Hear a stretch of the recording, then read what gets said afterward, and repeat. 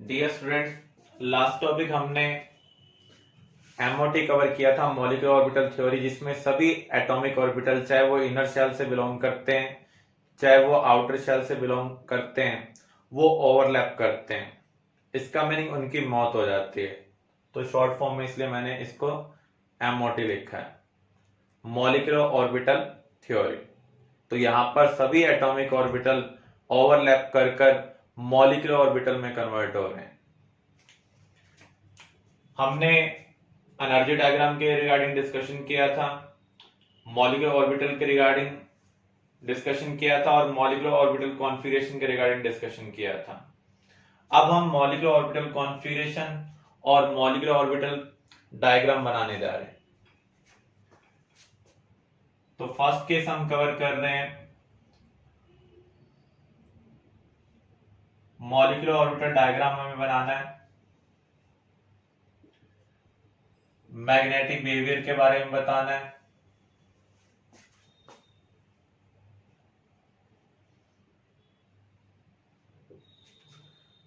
और bond order के बारे में बताना है फॉर N2 मॉलिक्यूल।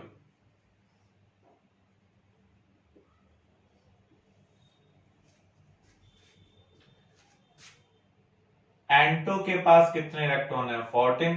तो हम अप टू 14 वाला कॉन्फ़िगरेशन यूज करेंगे। क्या होगा? Sigma 1s 2, sigma 1s anti bonding 2, sigma 2s 2, sigma 2s anti bonding 2। Up to 14 electron में पाई वाला केस पहले आता है, तो pi two p x pi two p y equal है। इक्वल एनर्जी वाले ऑर्बिटल्स में हम 1 1 फिल करते हैं। यहां तक हम 8 इलेक्ट्रॉन फिल कर चुके हैं। यहाँ 9th इलेक्ट्रॉन आएगा, यहाँ 10th, यहाँ 11th, यहाँ पर 12th। तो हमारे पास 12 से ज्यादा इलेक्ट्रॉन है, इसलिए हम आगे भी फिल कर रहे हैं। सिग्मा 2pz2, यहां पर आप देख सकते हैं टोटल 14 इलेक्ट्रॉन्स हो चुके हैं। अब हमें इसका एनर्जी डायग्राम बनाना है। तो एनर्जी डायग्राम भी हम सिमिलर वे में बना सकते हैं। 1s 1s ओवरलैप करेंगे तो एक बॉन्डिंग बनाएंगे और एक एंटी बॉन्डिंग।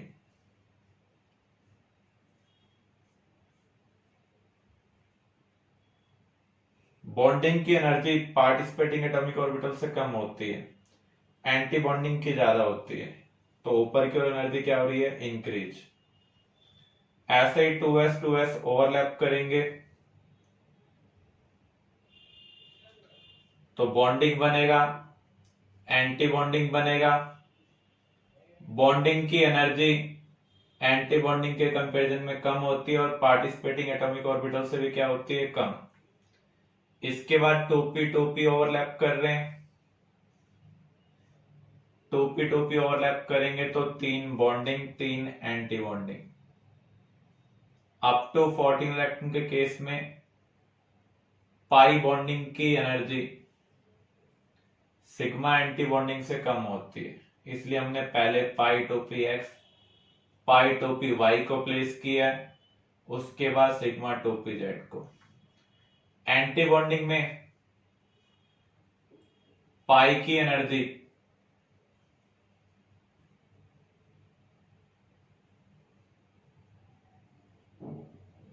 सिग्मा के कंपैरिजन में कम होती है, चाहे कोई भी केस हो। तो यहां पर ये सिग्मा 2pz एंटी बॉन्डिंग है। अब हम इलेक्ट्रॉन फिल करते हैं। नाइट्रोजन एटम का कॉन्फ़िगरेशन क्या होगा? 1s2 2s2 2p3। इधर भी हम ये लिख सकते हैं 1s2 2s2 2p3। अब आपको मॉलिक्यूलर ऑर्बिटल को फिल करना है, 14 इलेक्ट्रॉन फिल करने हैं। सबसे पहले हम सिग्मा 1s बॉन्डिंग को फिल करेंगे क्योंकि इसकी सबसे कम एनर्जी है। Then sigma 1s anti bonding, then sigma 2s bonding, then sigma 2s anti bonding. यहां तक हम 8 इलेक्ट्रॉन फिल कर चुके हैं। 9th यहां पर आएगा, 10th यहां पर, 11th यहां, 12th यहां। एक ऑर्बिटल में 2 इलेक्ट्रॉन आ सकते हैं और उनका स्पिन क्या होना चाहिए? अपोजिट। हमारे पास टोटल 14 इलेक्ट्रॉन है, तो यहां तक हमने फिल कर दिए। This is energy diagram for N2 and this is molecular orbital configuration for N2। अब हमें बॉन्ड ऑर्डर निकालना है। बॉन्ड ऑर्डर का फार्मूला क्या है? Number of bonding electron minus number of anti bonding by 2। अब हम यहाँ पर काउंट करते हैं कितने बॉन्डिंग इलेक्ट्रॉन है। बिना स्टार वाले मॉलिक्यूलर ऑर्बिटल में चेक करें तो यहाँ पर आप देखें ये बॉन्डिंग मॉलिक्यूलर ऑर्बिटल है, ये भी बॉन्डिंग मॉलिक्यूलर ऑर्बिटल, और ये भी क्या है? बॉन्डिंग मॉलिक्यूलर ऑर्बिटल है। तो बॉन्डिंग मॉलिक्यूलर ऑर्बिटल में टोटल कितने इलेक्ट्रॉन्स हैं? 10। एंटी बॉन्डिंग में चेक करें जो स्टार वाले हैं 2 और 2 4। तो यहाँ पर बॉन्ड ऑर्डर हमें क्या मिल रहा है? 3 मिल रहा है। अब हमें चेक करना है इसका मैग्नेटिक बिहेवियर क्या है। अगर किसी भी मॉलिक्यूलर ऑर्बिटल में अनपेड इलेक्ट्रॉन प्रेजेंट है तो उस केस में पैरामैग्नेटिक होगा, अदरवाइज क्या होगा? डायमैग्नेटिक होगा। तो यहाँ पर चेक करें तो यहाँ पर आप देख रहे हैं कोई अनपेड इलेक्ट्रॉन नहीं है इन मॉलिक्यूलर ऑर्बिटल, इसलिए ये क्या होगा? डायामैग्नेटिक होगा। बॉन्ड ऑर्डर 3 होने का मीनिंग क्या है? नाइट्रोजन नाइट्रोजन में triple bond. Is it clear?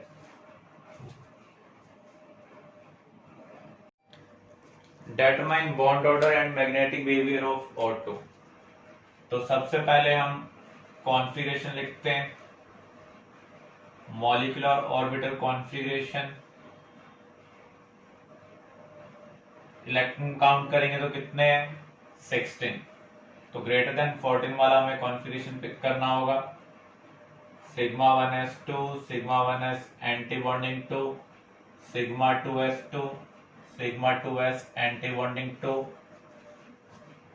Sigma 2pz2 pi 2px pi 2py। यहां तक 14 इलेक्ट्रॉन फिल कर चुके हैं। इसके बाद क्या आएगा? पाई 2px pi 2py anti bonding. तो यहां पर हम इलेक्ट्रॉन को 1 1 फिल करेंगे क्योंकि ये डिजनरेट है। हंस रूल के अकॉर्डिंग डिजनरेट ऑर्बिटल्स में हम 1 1 फिल करेंगे। एटॉमिक ऑर्बिटल्स भी उसको फॉलो करेंगे और मॉलिक्यूलर ऑर्बिटल भी उसको फॉलो करेंगे। तो यहां पर हमें बॉन्ड ऑर्डर निकालना है। Number of bonding electrons minus number of anti bonding by 2। तो यहां पर बॉन्डिंग कौन कौन से हैं? 2 2 4 प्लस 6 10। एंटी बॉन्डिंग कितने? 2 2 4 5 6। तो यहां पर बॉन्ड ऑर्डर आपको क्या मिल रहा है? 2। इसका मीनिंग ऑक्सीजन ऑक्सीजन में जो बॉन्ड है वो क्या है? डबल। अब हमें मैग्नेटिक बिहेवियर निकालना है।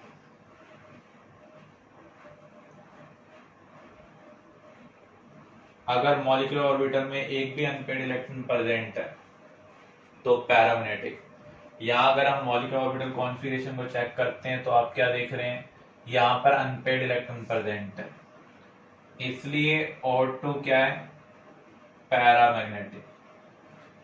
वीवीटी डाइऑक्सीजन के पैरामैग्नेटिक बिहेवियर को एक्सप्लेन नहीं कर पाया था क्योंकि उसके अकॉर्डिंग वहां पर कोई भी अनपेड इलेक्ट्रॉन नहीं था। लेकिन MOT के अकॉर्डिंग आप देख सकते हैं इसके पास अनपेड इलेक्ट्रॉन प्रेजेंट है, तो इसका जो मैग्नेटिक बिहेवियर है वो क्या है?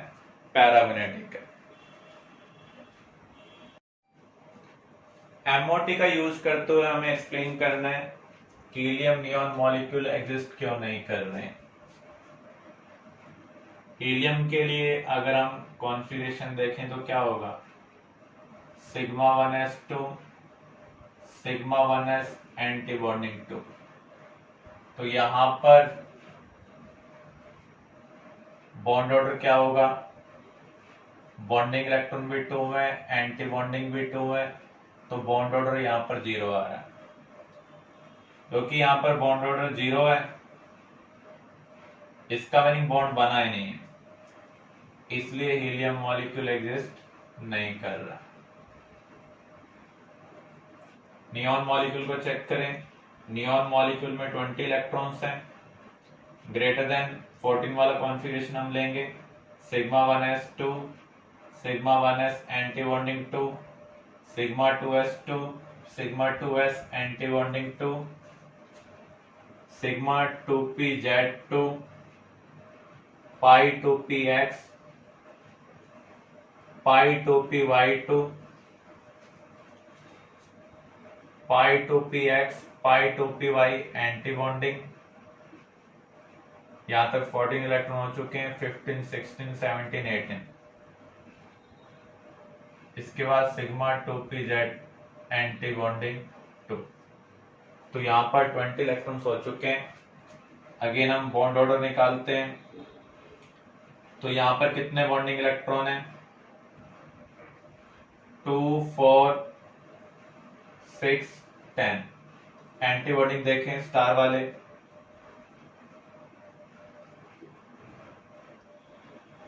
10 ही एंटी बॉन्डिंग है। तो यहां पर बॉन्ड ऑर्डर 0 है।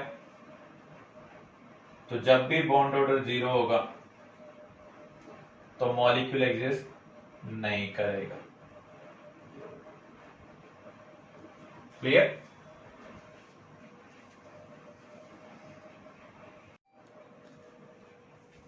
Determine bond order and magnetic behavior of these species।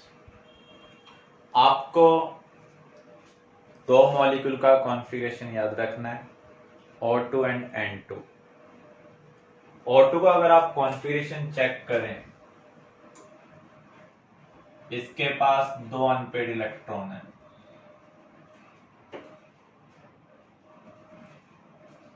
In anti bonding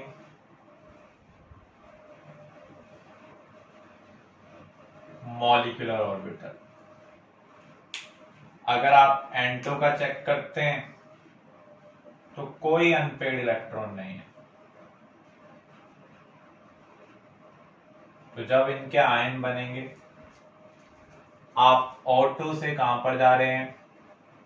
O2 positive में।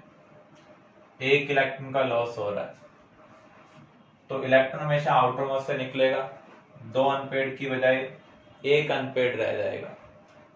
पहले भी ये पैरामैग्नेटिक था, अभी भी ये क्या होगा? पैरामैग्नेटिक होगा। O2 के अंदर 2 अनपेड इलेक्ट्रॉन है। 1 पॉजिटिव आने का मीनिंग है इसने एक इलेक्ट्रॉन का लॉस कर दिया। अभी भी इसके पास एक अनपेड इलेक्ट्रॉन है, तो जिसके पास एक भी अनपेड इलेक्ट्रॉन होगा वो मैग्नेट को अट्रैक्ट करेगा। ऐसे सब्सटेंस को हम क्या बोलते हैं? पैरामैग्नेटिक। ऐसे O2 जब O2 नेगेटिव में कन्वर्ट होगा तो ये एक इलेक्ट्रॉन का गेन कर रहा है। गेन करने पर अनपेड पेयर्ड हो जाएंगे। तो यहां पर 2 अनपेड इलेक्ट्रॉन है, एक इलेक्ट्रॉन का गेन करेंगे तो एक ही पेड होगा, दूसरा अभी भी क्या होगा? अनपेड। इसका मीनिंग ये भी क्या है? पैरामैग्नेटिक है, क्योंकि इसके पास भी अनपेड इलेक्ट्रॉन है। तो जब ऑक्सीजन मॉलिक्यूल एक इलेक्ट्रॉन का गेन या लॉस करेगा तो उसके पास अनपेड इलेक्ट्रॉन अभी भी बचेगा। तो जब भी अनपेड इलेक्ट्रॉन प्रेजेंट होगा तो वो क्या होगा? पैरामैग्नेटिक। N2 के पास कोई अनपेड इलेक्ट्रॉन नहीं था। जब ये N2 नेगेटिव में कन्वर्ट हो रहा है तो उस केस में ये एक इलेक्ट्रॉन का गेन कर रहा है, वो किसी नए ऑर्बिटल में जाएगा, वो अनपेड होगा। जिसके पास कोई अनपेड इलेक्ट्रॉन नहीं है, अगर उसने एक इलेक्ट्रॉन का गेन कर लिया तो अब उसके पास अनपेड इलेक्ट्रॉन है। अनपेड वाला क्या होगा? पैरामैग्नेटिक होगा। Cn नेगेटिव कितने इलेक्ट्रॉन है? 14 इलेक्ट्रॉन। इसका मीनिंग इसका जो कॉन्फ़िगरेशन है वो नाइट्रोजन जैसा ही है। नाइट्रोजन के पास कोई अनपेड इलेक्ट्रॉन नहीं है, तो इसके पास भी कोई अनपेड इलेक्ट्रॉन नहीं होगा, तो ये क्या होगा? डायमैग्नेटिक होगा। इस तरीके से हम मैग्नेटिक बिहेवियर निकाल सकते हैं। बेसिकली आप ये दो मॉलिक्यूल ध्यान रखें, O2 और N2। किन से एलिमेंट ज्यादातर प्रॉब्लम हम सॉल्व कर पाएंगे। अगर कोई और केस आता है तो आपको कॉन्फ़िगरेशन राइट करना होगा, जिसमें अनपेड इलेक्ट्रॉन प्रेजेंट होगा वो पैरामैग्नेटिक, और जिसमें कोई अनपेड इलेक्ट्रॉन नहीं है वो क्या होगा, डायमैग्नेटिक होगा। बॉन्ड ऑर्डर हम कैसे निकालेंगे।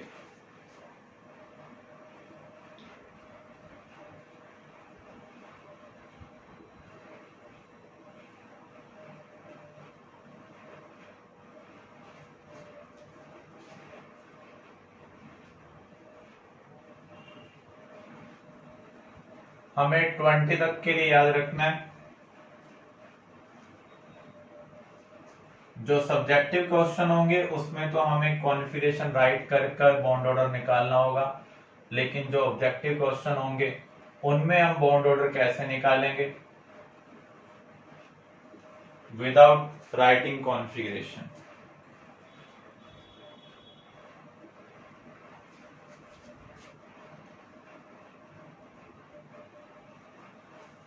इलेक्ट्रॉन को इवन की फॉर्म में लिख लें, 0 से 0 2 4 6 8 10 12 14 16 18 20। तो आप देख सकते हैं 3 बार 0 1 0 1 आ रहा है, फिर उसके बाद 2 3, फिर डिक्रीज हो रहा है 2 1 0। तो अगर आपको N2 का निकालना है, N2 में कितने इलेक्ट्रॉन है, 14। 14 के कोरस्पॉन्डिंग बॉन्ड ऑर्डर क्या होगा, 3 होगा। O2 में कितने इलेक्ट्रॉन है, 16 है। 16 के कोरस्पॉन्डिंग क्या होगा, बॉन्ड ऑर्डर 2। तो इवन नंबर के लिए तो आप इस तरीके से निकाल सकते हैं। अगर ओड के लिए निकालना है, जैसे O2 पॉजिटिव, O2 पॉजिटिव में कितने इलेक्ट्रॉन है, 15। इसके लिए बॉन्ड ऑर्डर हम कैसे निकालेंगे, जो 15 है वो किसके नेबर में है, 14 और 16 के। तो जो इन दोनों का बॉन्ड ऑर्डर है उसका आप मीन ले लें, तो इसका बॉन्ड ऑर्डर क्या होगा, 2.5। अब आप देखें O2 नेगेटिव, O2 नेगेटिव में कितने इलेक्ट्रॉन है, 17। 17 किसके बीच में लाई कर रहा है, 16 और 18। तो यहां पर जो बॉन्ड ऑर्डर है उसका मीन ले लें, तो यहां पर आपको बॉन्ड ऑर्डर मिल रहा है 1.5। Cn नेगेटिव, Cn नेगेटिव में 14 इलेक्ट्रॉन है, 14 इलेक्ट्रॉन के कोरस्पॉन्डिंग बॉन्ड ऑर्डर क्या होगा, 3।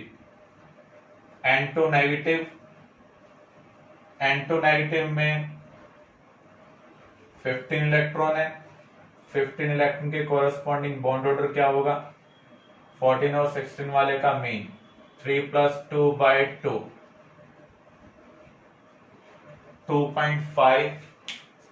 अगर आप मीन निकालते हैं तो जब भी आपको कॉम्पिटिटिव एग्जाम में बॉन्ड ऑर्डर निकालना हो तो इस तरीके से निकाल सकते हैं। अप टू 20 इलेक्ट्रॉन के लिए आप 0 से स्टार्ट करें, इवन नंबर लिखना है, 0 1 0 1 3 टाइम्स, देन 2 3 2 1 0। तो इवन के लिए तो डायरेक्टली आपको पता चल रहा है, कोई ऑड का केस आएगा तो उसके जो नेबर वाले बॉन्ड ऑर्डर है उसका आपको क्या करना है, मीन लेना।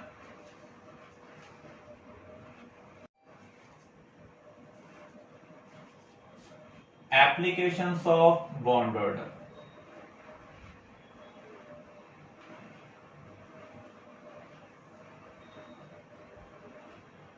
Comparison of thermal stability.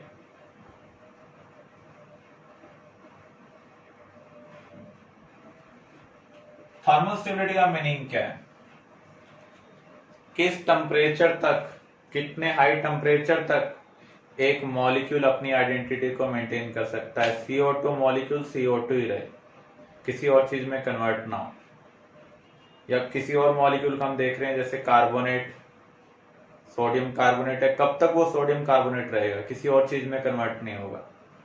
जैसे आपने पढ़ा हुआ है कैल्शियम कार्बोनेट को जब आप 1200 केल्विन टेम्परेचर से ऊपर हीट करते हैं तो वो कैल्शियम ऑक्साइड प्लस CO2 में कन्वर्ट हो जाता है। तो यहाँ पर जो मॉलिक्यूल है अपनी आइडेंटिटी को चेंज कर रहा है, किसी और सब्सटेंस में कन्वर्ट हो रहा है। तो किस टेम्परेचर तक वो अपनी आइडेंटिटी को मेंटेन कर पाएगा, जितने ज्यादा टेम्परेचर तक मेंटेन कर पा रहा है उतनी ज्यादा थर्मल स्टेबिलिटी होगी। तो थर्मल स्टेबिलिटी किसके ऊपर डिपेंड करती है? थर्मल स्टेबिलिटी डिपेंड करती है बॉन्ड ऑर्डर के ऊपर। जितना ज्यादा बॉन्ड ऑर्डर होगा उतनी ज्यादा थर्मल स्टेबिलिटी होगी। ऐसे अगर हमें कंपैरिजन करना है बॉन्ड डिसोसिएशन एनर्जी का, तो उसका कंपैरिजन हम कैसे कर सकते हैं? जितना स्ट्रॉन्ग बॉन्ड होगा उतनी ज्यादा हमें बॉन्ड को तोड़ने के लिए एनर्जी चाहिए। तो ये भी किसके डायरेक्टली प्रोपोर्शनल है? बॉन्ड ऑर्डर के डायरेक्टली प्रोपोर्शनल है। तो आप ये कह सकते हैं जिसका बॉन्ड ऑर्डर 3 है उसकी बॉन्ड डिसोसिएशन एनर्जी सबसे ज्यादा होगी, then double, then single. Comparison of bond length.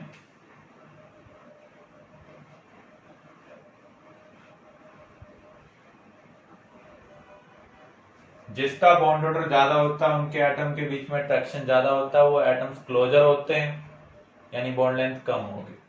तो आप ये कह सकते हैं बॉन्ड लेंथ और बॉन्ड ऑर्डर में इनवर्स रिलेशनशिप है। तो जिसका बॉन्ड ऑर्डर ज्यादा होगा उसकी बॉन्ड लेंथ क्या होगी? कम होगी।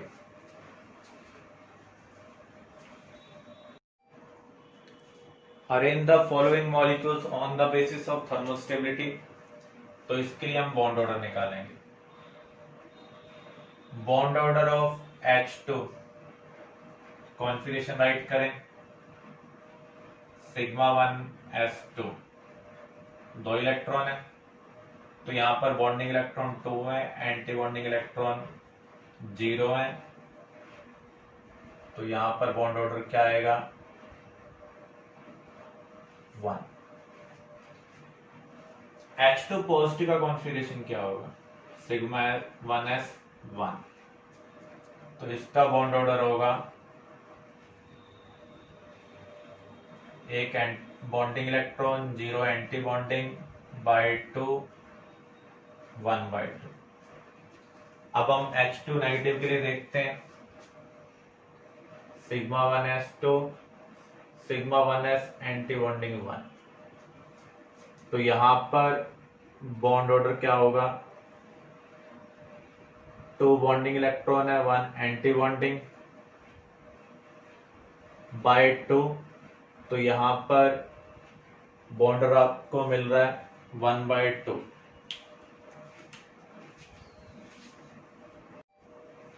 Arrange the following molecules on the basis of thermal stability.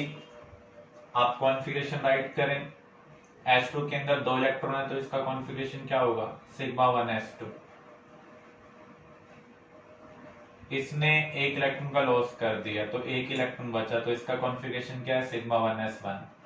इसका कॉन्फिगरेशन क्या होगा? Sigma 1s2, sigma 1s anti bonding 1, क्योंकि नेगेटिव का मीनिंग क्या है? एक इलेक्ट्रॉन का गेन। अब हम बॉन्ड ऑर्डर निकालते हैं। बॉन्ड ऑर्डर ऑफ H2 क्या होगा? 2 बॉन्डिंग इलेक्ट्रॉन है, 0 एंटी बॉन्डिंग इलेक्ट्रॉन है, डिफरेंस को 2 से डिवाइड कर रहे हैं, 1। Bond order of H2 positive, या डायरेक्टली टेबल का यूज करें तो यहां पर 1/2 है।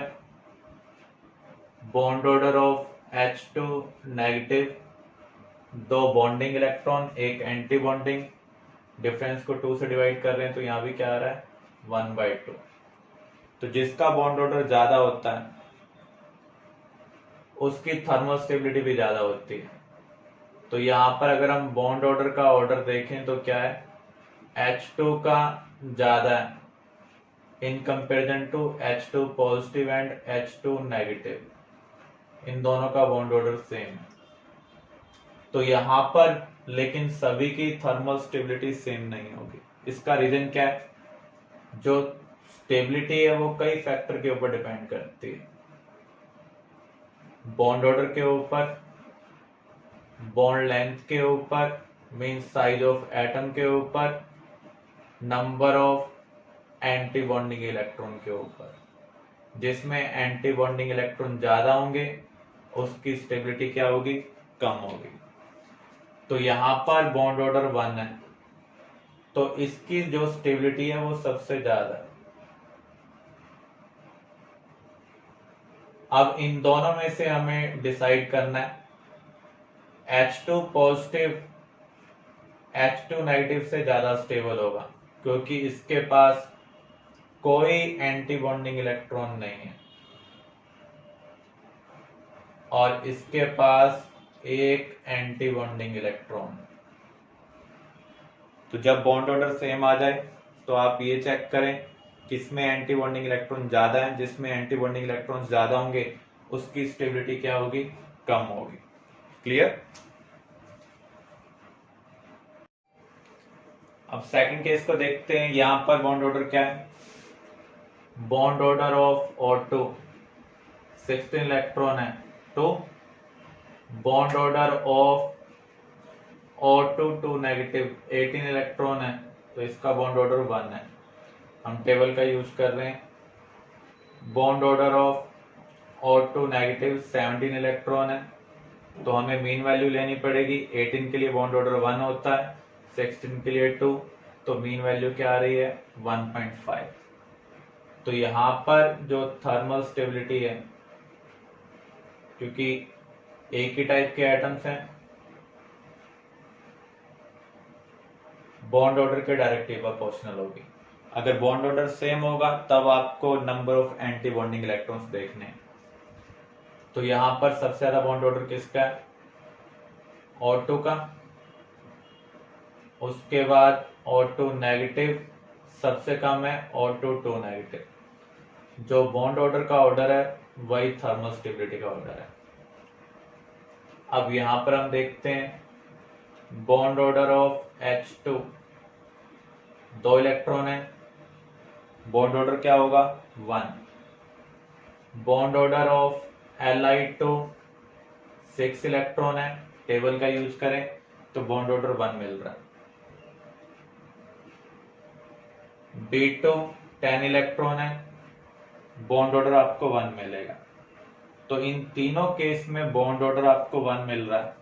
तो यहां पर आपको एंटी बॉन्डिंग इलेक्ट्रॉन देखने होंगे, उसके लिए आपको कॉन्फ़िगरेशन लिखना होगा। यहाँ क्या है, सिग्मा 1s2। B2 का कॉन्फ़िगरेशन क्या होगा, sigma 1s2 sigma 1s anti bonding 2 sigma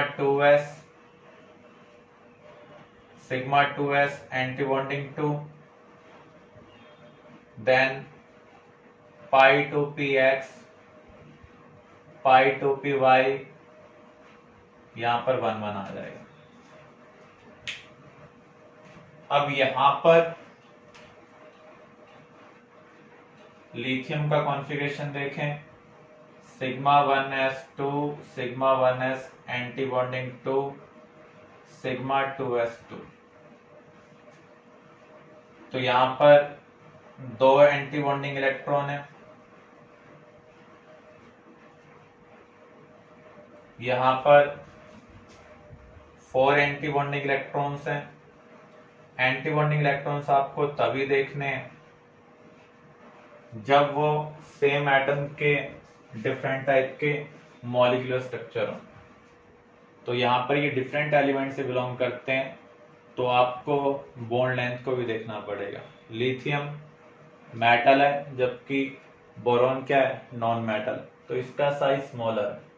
तो जिसका साइज स्मॉलर होगा उसकी जो बॉन्ड लेंथ होगी वो क्या होगी, कम। तो इस केस में हम एंटी बॉन्डिंग इलेक्ट्रॉन नहीं देखेंगे, यहां पर आपको बॉन्ड लेंथ को प्रेफरेंस देनी है, क्योंकि एक मेटल है और दूसरा क्या है, नॉन मेटल। नॉन मेटल का जो साइज होता है वो स्मॉलर होता है।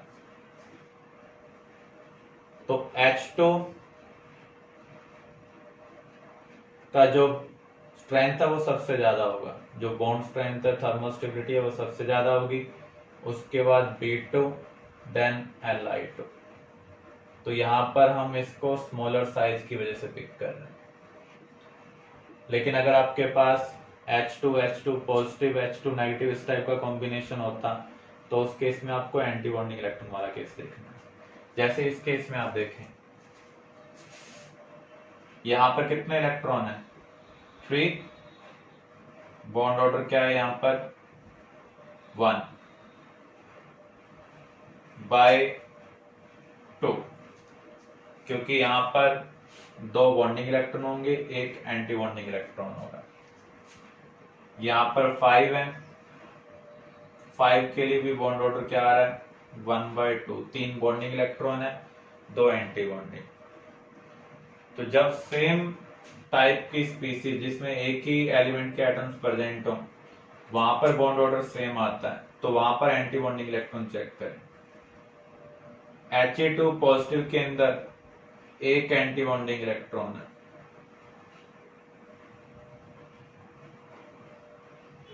इसके अंदर 2 एंटी बॉन्डिंग इलेक्ट्रॉन है, क्योंकि जब साइज सिमिलर होंगे तो जितने ज्यादा एंटी बॉन्डिंग इलेक्ट्रॉन होंगे उतना ज्यादा रिपल्शन होगा। तो यहां पर स्टेबिलिटी किसकी ज्यादा है? He2 पॉजिटिव की स्टेबिलिटी ज्यादा इन कंपैरिजन टू He2 नेगेटिव, क्योंकि यहां पर less number of anti bonding electron. तो आपको एक चीज ध्यान रखनी है, जितना ज्यादा बॉन्ड ऑर्डर होगा उतनी ज्यादा स्टेबिलिटी होगी। लेकिन ये हम सब चीजें सिमिलर टाइप के एटम में कंपेयर कर सकते हैं। अगर डिफरेंट टाइप के केस होंगे तो कुछ केस में ये चीज वैलिड नहीं होगी। तो मोस्टली आपको यही फॉलो करना है, जितना ज्यादा बॉन्ड ऑर्डर उतनी ज्यादा बॉन्ड की स्टेबिलिटी होगी, उतनी ज्यादा बॉन्ड डिसोसिएशन एनर्जी होगी। अगर आपको डिफरेंट टाइप के मॉलिक्यूल मिलते हैं जिनका बॉन्ड ऑर्डर सेम है, तो उस केस में आपको साइज के बेस पर भी प्रेफरेंस देनी है। जैसे H का साइज सबसे कम है, B2 और Li2 में B का साइज कम है। यहाँ पर कोई एंटी बॉन्डिंग इलेक्ट्रॉन नहीं है, जिसमें एंटी बॉन्डिंग इलेक्ट्रॉन नहीं होंगे उसकी स्टेबिलिटी क्या होगी? सबसे ज्यादा होगी। तो इन दोनों का जो बॉन्ड ऑर्डर सेम है लेकिन एंटी बॉन्डिंग इलेक्ट्रॉन डिफरेंट है, फिर भी B2 की जो थर्मल स्टेबिलिटी है वो Li2 से ज्यादा है। इसका रीजन क्या है? इसकी बॉन्ड लेंथ स्मॉलर है due to smaller size. Clear? Arrange the following on the basis of bond length, और जो हमें बॉन्ड कंपैरिजन करने के लिए यूज करने हैं वो सिमिलर होने चाहिए। CO2 carbonate carbon monoxide. Diatomic में हम MOT का यूज कर सकते हैं। MOT के अकॉर्डिंग यहाँ पर देखिए कितने इलेक्ट्रॉन है? 14, तो बॉन्ड ऑर्डर क्या आएगा? 3 आएगा। जो पॉलीएटॉमिक मॉलिक्यूल होंगे वहां पर आपको रेजोनेंस हाइब्रिड का यूज करना पड़ेगा। कार्बोनेट की स्ट्रक्चर आपको पता है, अगर आप इसका बॉन्ड ऑर्डर निकालना चाहते हैं, कार्बन के अराउंड कितने बॉन्ड हैं? 1 डबल 2 सिंगल। एवरेज क्या होगा? कितने सराउंडिंग एटम है? 3, तो इसका बॉन्ड ऑर्डर है 1.33। अगर आप रेजोनेंस हाइब्रिड भी बनाएंगे तो वहां पर भी 1.33 आएगा। CO2 कार्बन कितने बॉन्ड बना रहा है? 4, कितने सराउंडिंग एटम है? 2, तो यहां पर कार्बन ऑक्सीजन बॉन्ड का बॉन्ड ऑर्डर क्या है? 2 है।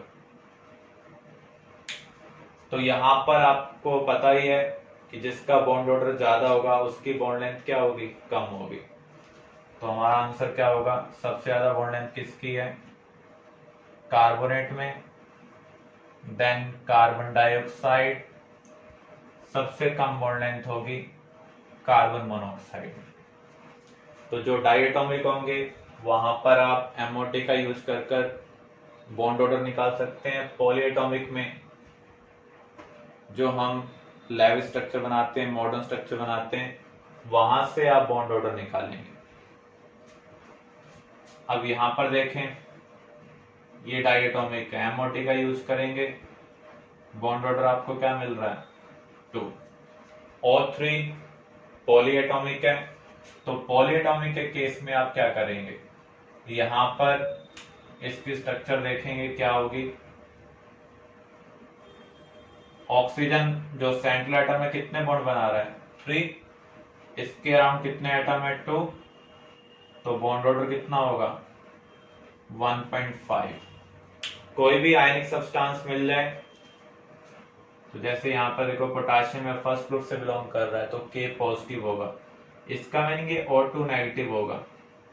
O2 नेगेटिव में कितने इलेक्ट्रॉन है 17, तो इसका बॉन्ड ऑर्डर क्या होगा 1.5। यहाँ पर O2 पॉजिटिव दिया हुआ है, कितने इलेक्ट्रॉन्स हैं 15, पॉजिटिव का मीनिंग है एक इलेक्ट्रॉन का लॉस, तो बॉन्ड ऑर्डर क्या होगा 2.5। तो डाइएटॉमिक के लिए हमेशा हम MOT का यूज करेंगे, पॉलीएटॉमिक के लिए मॉडर्न स्ट्रक्चर या फिर लेवल स्ट्रक्चर का यूज करेंगे अगर वो सेकंड पीरियड से बिलोंग कर रहे हैं। अब हमें H2O2 और O2F2 में देखना है।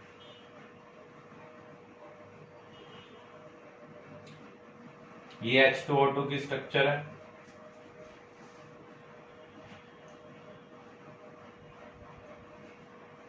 यहां पर आप यूज कर सकते हैं बेंट रूल। अगर आप इन दोनों का कंपैरिजन करें, H की जगह क्या आ रहा है F, जब भी मोर इलेक्ट्रोनेगेटिव आएगा तो P करेक्टर इंक्रीज होगा, P करेक्टर क्या होगा इंक्रीज। अगर इधर P करेक्टर इंक्रीज हो रहा है तो इधर P करेक्टर क्या होना चाहिए डिक्रीज होना चाहिए। इन कंपैरिजन टू दिस, तो जिसका P करेक्टर कम होगा उसकी बॉन्ड लेंथ भी क्या होगी कम होगी। तो यहां पर जो ऑक्सीजन ऑक्सीजन बॉन्ड है उसकी बॉन्ड लेंथ क्या है स्मॉलर। दूसरा लॉजिक ये हो सकता है, या ऑक्सीजन के पास लोन पेयर है, इधर भी ऑक्सीजन के पास लोन पेयर है, अगर ये क्लोजर होंगे तो रिपल्शन ज्यादा होगा। अगर कोई इन लोन पेयर की डेंसिटी कम कर सकता है तो ये क्लोजर आ सकते हैं। फ्लोरीन ज्यादा इलेक्ट्रोनेगेटिव है, ये अपनी ओर इलेक्ट्रॉन खींचेंगे जिससे लोन पेयर की डेंसिटी क्या होगी कम होगी, तो ये बॉन्ड क्या आ सकते हैं, जो एटम्स हैं ये क्या आ सकते हैं क्लोजर आ सकते हैं, जिससे ये बॉन्ड क्या हो जाएगा स्मॉलर हो जाएगा। बेंट रूल के अकॉर्डिंग जब भी हम लेस इलेक्ट्रोनेगेटिव जगह मोर इलेक्ट्रोनेगेटिव एटम लगाते हैं तो उस बॉन्ड का पी करेक्टर क्या हो जाता है इंक्रीज, अदर बॉन्ड का पी करेक्टर क्या हो जाएगा डिक्रीज। तो जिस बॉन्ड का पी करेक्टर कम होगा कंपेरेटिवली उसकी बॉन्ड लेंथ क्या होगी स्मॉलर होगी।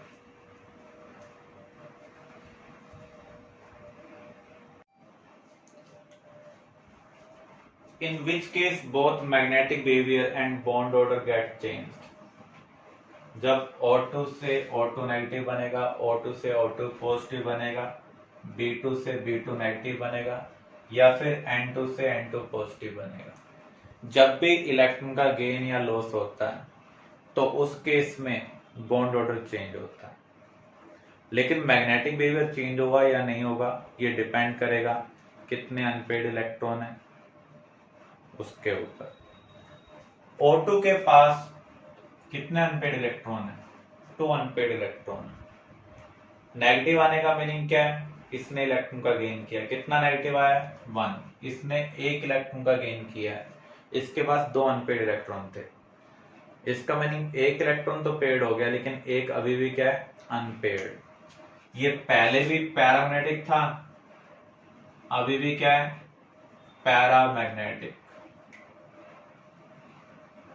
इसका मीनिंग ये हमारा आंसर नहीं हो सकता क्योंकि दोनों चीजें चेंज होनी चाहिए। O2 से O2 पॉजिटिव बना, इसने 1 इलेक्ट्रॉन का लॉस किया, 2 अनपेड इलेक्ट्रॉन थे तो अभी भी 1 रह गया। पहले भी पैरामैग्नेटिक था, अभी भी ये क्या है पैरामैग्नेटिक है। O2 और N2 का कॉन्फ़िगरेशन आपको ध्यान होना चाहिए। B2 कॉन्फ़िगरेशन राइट करना पड़ेगा क्योंकि ये रेगुलर केस नहीं है। Sigma 1s2 sigma 1s anti bonding 2, sigma 2s2 sigma 2s anti bonding 2। इसके बाद अप टू 14 में पहले हम किसको फिल करते हैं, पाई को। 9th इलेक्ट्रॉन यहां पर आएगा, 10th यहां पर आएगा। तो इसके पास भी 2 अनपेड इलेक्ट्रॉन है। अगर इसने 1 इलेक्ट्रॉन का गेन कर लिया तो अभी भी अनपेड इलेक्ट्रॉन प्रेजेंट होगा। पहले भी ये पैरामैग्नेटिक था, अभी भी ये क्या है, पैरामैग्नेटिक। तो ये भी आपका आंसर नहीं है। N2 के पास 0 अनपेड इलेक्ट्रॉन है। अगर आप इसके मॉलिक्यूलर ऑर्बिटल कॉन्फ़िगरेशन को चेक करें, इसके पास 0 अनपेड इलेक्ट्रॉन है। इसने 1 इलेक्ट्रॉन का लॉस कर दिया, तो पहले पेड था, अब एक क्या हो जाएगा, अनपेड। तो पहले ये डायमैग्नेटिक था, अब क्या हो जाएगा, पैरामैग्नेटिक। और जब भी इलेक्ट्रॉन का गेन और लॉस होता है तो बॉन्ड ऑर्डर चेंज होता है, इसलिए आपका आंसर ये होगा। क्लियर?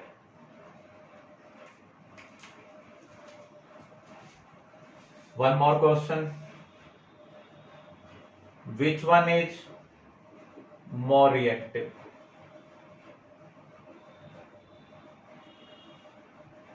Cn नेगेटिव और N2? जो रिएक्टिविटी है वो बॉन्ड ऑर्डर के इनवर्सली प्रोपोर्शनल होती है। इन दोनों के पास 14 इलेक्ट्रॉन है, दोनों का बॉन्ड ऑर्डर क्या है, 3 है। यहां पर बॉन्डेड एटम सेम है, तो ये बॉन्ड क्या होगा, नॉन पोलर। यहां बॉन्डेड एटम डिफरेंट है, तो ये पोलर बॉन्ड है। पोलर बॉन्ड इजिली ब्रेक हो सकते हैं in comparison to non polar bond. जिसके बॉन्ड इजिली ब्रेक हो सकते हैं उसकी रिएक्टिविटी ज्यादा होगी। आप पढ़ते भी हैं, नाइट्रोजन केमिकली इनर्ट है, इसको इनर्ट एटमॉस्फेयर प्रोवाइड करने के लिए यूज किया जाता है। रेंसिडिटी में आपने इसकी एप्लीकेशन पढ़ी थी। तो जो भी फूड स्टफ है हम नाइट्रोजन के एटमॉस्फेयर में पैक करते हैं ताकि वो ऑक्सीडेशन की वजह से खराब ना हो जाए। इसका रीजन क्या है, नाइट्रोजन के जो बॉन्ड है वो नॉन पोलर है, बॉन्ड ऑर्डर 3 है, तो इसके बॉन्ड्स को ब्रेक करने के लिए बहुत ज्यादा एनर्जी चाहिए जो रूम टेम्परेचर पर अवेलेबल नहीं है। क्लियर?